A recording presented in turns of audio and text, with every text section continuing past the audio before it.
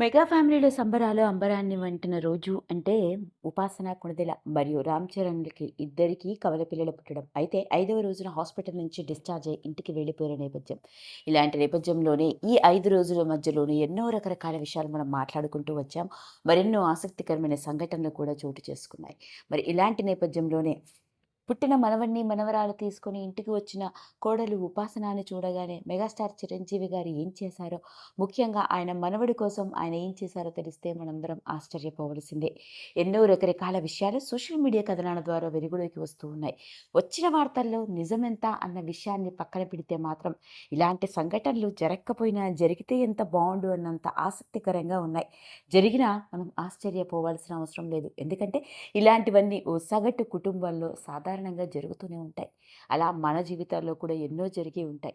అలా మెగాస్టార్ చిరంజీవి గారు తాతగా ఆనందంలో మునిగి తేలుతున్న నేపథ్యంలోనే తన ఇంటికి వారసుడిగా వచ్చిన ఆనందంలో ఆయన ఎప్పటినుంచో అంటే ఆయనకి 12 ఏళ్ల వయసు నుంచి నేటి వరకు ఆయనకి తోడుగా, నీడగా, రక్షగా వస్తూ ఉన్న ఆంజనేయ స్వామియే స్వయాన ఆయనకే ఇచ్చినట్లుగా ఆయన 12 ఏళ్ల వయసులో దొరికిన ఒక ఆంజనేయ స్వామి బిళ్ళని డాలర్‌గా చేయించుకొని ఆయన మెడలో వేసుకున్నాను అంటూ ఎన్నో సందర్భాల్లో చెప్పారు.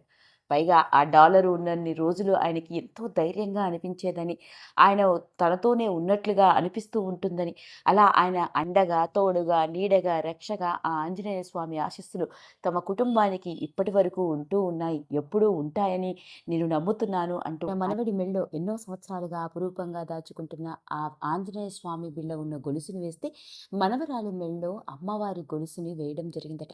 అలా మనవడు, మనవరాలు, తన ఇంకొక మనవరాలు ఇలా అందరూ ఎప్పుడూ పూర్తి ఆరోగ్యంతో ఉండాలని, ఆ ఆంజనేయ స్వామి ఆశీస్సులు పిల్లల మీద ఎప్పుడూ ఉండాలని ఆ దేవుడికి కూడా దండం పెట్టుకోవడం జరిగిందట. అదండి. అలా మొత్తానికి మెగాస్టార్ చిరంజీవి గారు ఇంట్లో వాళ్ళ కోసం మాత్రమే కాదు, పుట్టిన తన మనవడు, మనవరాలి కోసం ఆయన ఏం చేశారో తెలుసా అంటూ ఆసక్తికరంగా వెలుగులోకి వచ్చిన ఈ విషయం ఇప్పుడు ఓ హాట్ ఈ టాపిక్‌గా వీడియో మారింది. కనుక మీకు నచ్చినట్లయితే లైక్ చేయండి, షేర్ చేయండి, సబ్స్క్రైబ్ చేసుకోండి. మరిన్ని వీడియోస్ కోసం పక్కనే ఉన్న బెల్ ఐకాన్ని నొక్కడం మాత్రం మర్చిపోకండి.